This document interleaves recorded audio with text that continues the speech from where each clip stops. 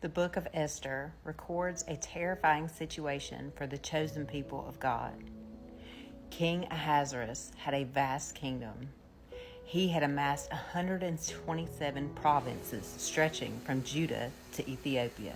People of numerous ethnicities, languages, and customs and religions were under his command. The Jews were one of many minorities immersed in Persian daily life. But even though they had been exiled from their homeland many years earlier, God still had his hand of protection on them. At the climax of this story, an irrevocable law was passed legalizing the genocide of the Jewish people.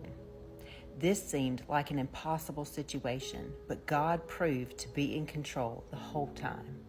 The book of Esther opens with 6 months of festivities, likely a war council held to plan the Persian invasion of Greece.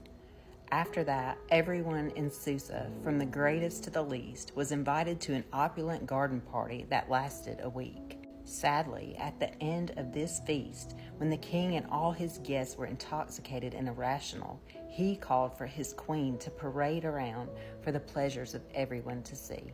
However, the queen refused. When she didn't expose herself to all the partiers, the king asked his advisors what should be done. It was decided that her royal position was to be given to another who was more worthy.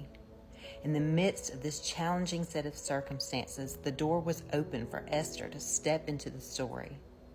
One queen had to be removed so that another could step into what God planned. Esther stepped in so that ultimately her people could be saved.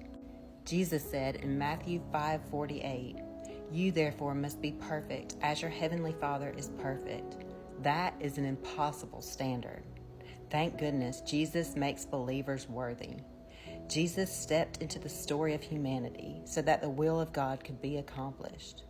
No one is worthy to carry out the story of God on their own, but Jesus makes the way to walk in a manner worthy of the Lord, fully pleasing to Him, bearing fruit in every good work, and increasing in the knowledge of God. Colossians 1:10. Even though King Ahasuerus' feast ended with the dismissal of a queen, it provided an open door for God to put someone in a place who would have influence over the king and save God's people.